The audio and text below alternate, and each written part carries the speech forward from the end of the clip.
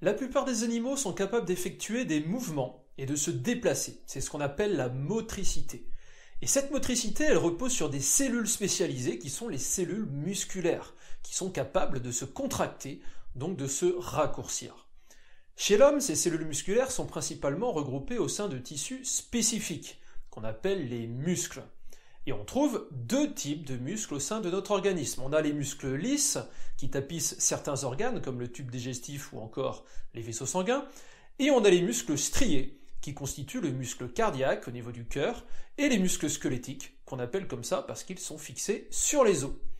Ce sont ces muscles squelettiques qui nous permettent de bouger et de nous déplacer, donc qui assurent la motricité de l'organisme. L'objectif de cette vidéo sera ainsi de comprendre comment ces muscles squelettiques fonctionnent. Et pour cela, il faudra comprendre les processus cellulaires en jeu qui reposent eux-mêmes sur des mécanismes moléculaires bien particuliers. Concernant les caractéristiques fonctionnelles, comme je l'ai dit en introduction, le muscle squelettique, c'est un organe qui est capable de fournir un travail mécanique en se contractant, donc en se raccourcissant. Et au niveau de ces caractéristiques structurales, on peut noter la présence de faisceaux, qui sont des espèces de subdivisions du muscle, et qui sont emballés dans un tissu particulièrement résistant, le tissu conjonctif. Au passage, l'ensemble du muscle est lui-même emballé dans une gaine conjonctive élastique qui est capable de résister, sans se déchirer, aux tensions mécaniques occasionnées par la contraction musculaire. Et si on regarde de plus près ces faisceaux musculaires, on se rend compte qu'ils sont en fait constitués d'un assemblage de fibres qu'on appelle les fibres musculaires et qui sont en fait les cellules musculaires. Je n'en dis pas plus pour les caractéristiques de ces cellules parce que ce sera le sujet de la deuxième partie. Et enfin, ce muscle, il est fixé au squelette. C'est d'ailleurs pour ça qu'on l'appelle muscle squelettique. Ce qui permet cette fixation, ce sont les tendons, qui sont en fait du tissu conjonctif qui vient prolonger les extrémités de la gaine. Comme tout tissu conjonctif, ces tendons sont élastiques, très résistants et riches en collagène. Grâce à ces tendons, la contraction musculaire entraîne le déplacement des os entre eux, ce qui va permettre le mouvement, donc la motricité. Au passage, il y a aussi des tissus qui attachent les os entre eux au niveau des articulations et qui permettent à l'ensemble de rester cohérent. Ce sont les ligaments, qu'il ne faut surtout pas confondre avec les tendons. Bon, maintenant qu'on sait tout ça, on va pouvoir entrer plus dans les détails en abordant l'échelle cellulaire. Et donc, on va commencer par étudier les particularités structurales des cellules musculaires. Parce que ces cellules musculaires, ce ne sont pas vraiment des cellules comme les autres. Alors oui, ce sont des cellules qui ont la capacité de se contracter, on l'a vu, mais il n'y a pas que ça. En fait, il s'agit de cellules de très grande taille, avec une forme allongée, et une longueur qui peut aller jusqu'à plusieurs dizaines de centimètres. Pour une simple cellule, c'est quand même plutôt pas mal. Et cette grande taille, elle provient du fait qu'une cellule musculaire résulte en réalité de la fusion de plein de cellules. Et ça, c'est ce qu'on appelle un syncytium. Une conséquence de cette caractéristique, c'est que la cellule possède plusieurs noyaux. Et ces multiples noyaux, on peut les voir facilement en microscopie optique, à condition d'avoir effectué une coloration préalable. Au microscope optique, on peut voir également une autre caractéristique des cellules musculaires, le fait qu'elles soient striées. On distingue en effet des stries longitudinales, qui sont dans le sens de l'allongement de la cellule donc, et des stries transversales, qui elles sont perpendiculaires à l'allongement cellulaire. Et ces stries, elles sont dues à la présence de fibres qu'on appelle les myofibrilles, et qui sont elles-mêmes constituées de molécules fibreuses qu'on appelle les myofilaments. Et on sait maintenant qu'il y a deux types de filaments, les filaments d'actine, qui sont plutôt fins, et les filaments de myosine, qui eux sont plus épais. Alors évidemment, le détail de ces myofilaments est purement invisible en microscopie optique, mais lorsqu'on observe des myofibrilles avec un bon microscope électronique, voici ce qu'on observe. Là, on distingue clairement une espèce d'alternance de bandes claires et de bandes plus sombres, dont la présence dépend, en fait, de la répartition des myofilaments. Alors en gros, là où on a les bandes sombres, c'est là où il y a les filaments de myosine, tandis que les bandes claires correspondent aux endroits où on a que des filaments d'actine. Alors on distingue également une bande un peu plus claire au milieu de la bande sombre, là, qu'on appelle bande H, et qui correspond à l'endroit où on n'a que les filaments de myosine, sans les filaments d'actine donc. Sachant que le reste de la bande sombre est formé par le chevauchement des deux types de filaments, actine et myosine. Alors sinon, au milieu de la bande claire, on a aussi une strie bien marquée, qu'on appelle strie Z, et sur laquelle, en fait, sont fixés les filaments d'actine.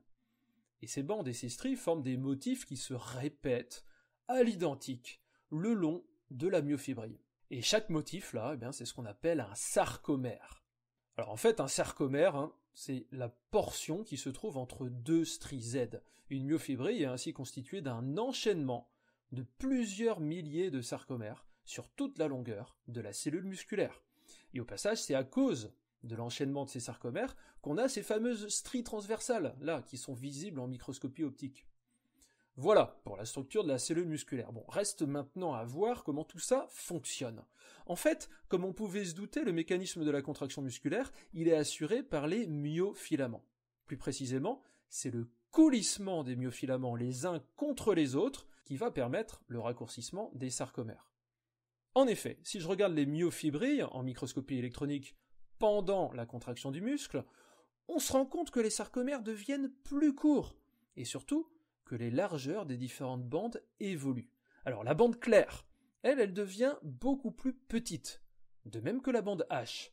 En revanche, on constate que la bande sombre reste de la même taille. En fait, cette observation, elle démontre bien que lorsque la fibre musculaire est contractée, alors les filaments d'actine sont davantage imbriqués dans les filaments de myosine que lorsque la fibre est relâchée. Ça signifie donc qu'on a eu coulissement des filaments d'actine sur les filaments de myosine, un petit peu comme ceci. Et que c'est ce coulissement qui permet de raccourcir les sarcomères et donc de contracter la fibre musculaire. Alors maintenant, il reste quand même à expliquer comment ce coulissement a lieu. En fait, pour comprendre ça, il faut savoir que sur les filaments de myosine sont enchâssées des petites structures moléculaires qu'on appelle les têtes de myosine. Et ces têtes de myosine, elles ont la particularité de pouvoir pivoter. Ce pivotement, il est assuré grâce à une molécule particulière, l'adénosine triphosphate, qu'on appelle aussi ATP. Cette molécule, elle est vraiment fondamentale pour le vivant, car elle a la capacité de s'hydrolyser en ADP, donc en adénosine diphosphate. Et ce, en relâchant un phosphate inorganique, qu'on appelle en général PI, et surtout, de l'énergie chimique, qui, elle, peut être exploitable pour certaines tâches cellulaires. C'est pour ça qu'on dit que c'est une molécule énergétique. Et en l'occurrence, ici, c'est cette molécule énergétique, cette ATP, qui va permettre de fournir l'énergie nécessaire à la contraction. Alors concrètement, l'ATP, il va en fait se fixer sur les têtes de myosine. Et quand il s'hydrolyse en ADP, ça entraîne le pivotement de la tête de myosine. Et ensuite, lorsque l'ADP se détache de la tête de myosine, cette tête, elle pivote dans l'autre sens et revient à sa configuration initiale. Alors, outre le fait que cette tête de myosine puisse pivoter, elle peut aussi se fixer sur l'actine. Et cette fixation, elle est permise par l'ion calcium. Alors en fait, il y a un organite particulier dans la cellule musculaire qui s'appelle le réticulum sarcoplasmique. C'est un espèce de réseau de tubules qui envahit quasiment toute la cellule. Et dans ce réticulum, il y a présence de calcium qui est stocké. Et c'est lorsque le message nerveux arrive que le calcium est libéré grâce à l'ouverture de canaux ioniques, ce qui permet d'assurer la fixation des têtes de myosine sur l'actine. Alors du coup, l'ATP et le calcium, ils vont permettre une alternance entre pivotement et fixation des têtes de myosine. Et c'est ça qui va permettre le coulissement. Alors en fait, ça fait un espèce de cycle avec toujours les mêmes étapes qui se répètent. D'abord, on a l'ATP qui se fixe sur la tête de myosine, ce qui entraîne le détachement de celle-ci du filament d'actine. Ensuite, l'hydrolyse de l'ATP entraîne le pivotement de la tête. Puis, grâce au calcium, la tête de myosine se fixe sur le filament d'actine. Et enfin, l'ADP se détache, ce qui entraîne le pivot de la tête de myosine dans l'autre sens, entraînant avec elle le filament d'actine. Et ensuite, il n'y a plus qu'à recommencer le cycle plein de fois, jusqu'à ce que les myofilaments coulissent suffisamment pour que le muscle se contracte. Alors, le cycle de la myosine sous forme d'un schéma, ça donne ça, et je vous conseille de bien l'apprendre.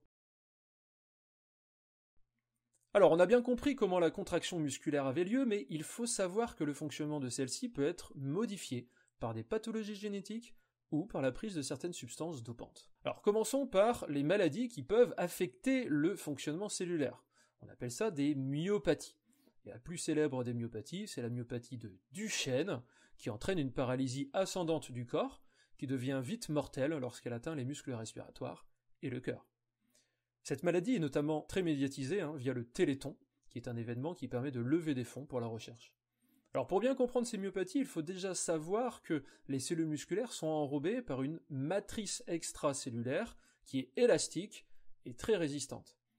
Celle-ci est constituée d'un assemblage de protéines fibreuses, dont le collagène et l'acide hyaluronique. C'est cette matrice extracellulaire qui permet l'adhérence des cellules entre elles et la résistance mécanique du tissu musculaire, d'autant que celui-ci est soumis à une forte tension à cause de la contraction. Et la membrane plasmique de la cellule musculaire, elle est ancrée à cette matrice extracellulaire grâce à des complexes protéiques membranaires. Et le truc, c'est que, normalement, les myofilaments d'actine, là, eh bien, ils sont arrimés à ces protéines d'ancrage grâce à la présence d'une protéine spécialisée qui est la dystrophine. Et c'est cet arrimage qui permet à la cellule musculaire d'accommoder la tension mécanique et donc d'éviter que la membrane ne se déchire. Sauf que, dans le cas d'une myopathie, on aura une mutation génétique sur le gène qui code pour la dystrophine, ce qui entraînera la déficience de cette dernière. Et donc, les filaments d'actine ne pourront pas s'ancrer correctement sur la matrice extracellulaire, et du coup, à terme, les tensions mécaniques occasionnées par ces contractions musculaires répétées entraîneront la déchirure de la membrane et donc la dégénérescence des fibres musculaires. Vu la gravité de la maladie, ça fait des années que la recherche médicale est en quête d'un traitement, mais pour le moment, les myopathies restent incurables.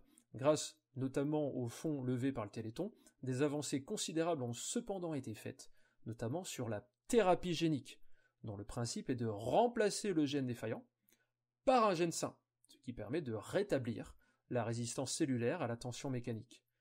Du coup, l'espoir est donc permis, et peut-être qu'à l'avenir, avec un peu de chance, cette maladie pourra être guérie. Au contraire des myopathies, certains produits peuvent rendre la contraction musculaire plus efficace. C'est le cas notamment des stéroïdes anabolisants, qui eux sont des substituts hormonaux dérivés de la testostérone et qui permettent d'augmenter significativement la masse et la force musculaire. Alors du coup, il arrive que des sportifs peu scrupuleux en prennent pour améliorer leur performance, mais le problème c'est que la pratique est formellement interdite par les instances sportives, dans un souci d'équité. On parle alors de dopage. De plus, l'utilisation de ces substances entraîne tout un tas d'effets secondaires qui peuvent parfois poser de sérieux problèmes. Par exemple, la prise régulière de stéroïdes peut entraîner des lésions musculaires et tendineuses, des cancers, une stérilité, voire même une masculinisation du corps chez les athlètes féminines. Ainsi, il est fortement déconseillé d'avoir recours à ce genre de produits, et des dépistages sont effectués dans tous les sports concernés. Comme nous l'avons vu au cours de la vidéo, les muscles squelettiques sont fixés sur le squelette, grâce aux tendons, et leurs contractions permettent le déplacement des os les uns par rapport aux autres, ce qui assure la motricité de l'organisme. Un muscle squelettique est constitué de plusieurs faisceaux, qui chacun contient un assemblage de cellules musculaires. Ces cellules sont striées et contiennent des protéines fibreuses qui leur permettent de se contracter, les myofilaments d'actine et de myosine. Et c'est le coulissement entre ces deux types de filaments qui permet le raccourcissement de la cellule musculaire, donc la contraction. Ce coulissement est lui-même permis par des têtes de myosine qui peuvent alternativement pivoter et se fixer sur les filaments d'actine. Mais attention, cette contraction nécessite deux choses. Déjà, la présence de calcium qui permet la fixation des têtes de myosine et qui est relâché par le réticulum sarcoplasmique dans lequel il est stocké. Alors je rappelle au passage que ce relargage de calcium est déclenché par l'arrivée d'un potentiel d'action qui se propage à partir des plaques motrices et qui est commandé par nos centres nerveux. Donc pour plus de détails, je vous renvoie aux vidéos déjà réalisées de la série intitulée Messages nerveux et motricité. Et le deuxième truc, c'est que cette contraction, elle nécessite la présence de grandes quantités d'ATP, qui contient de l'énergie chimique. Alors pour comprendre les voies métaboliques qui permettent justement cette synthèse d'ATP, je vous invite à regarder la prochaine vidéo qui justement traitera de la respiration et de la fermentation, qui sont les deux processus qui permettent d'obtenir cette molécule énergétique. Alors je vous dis à très bientôt.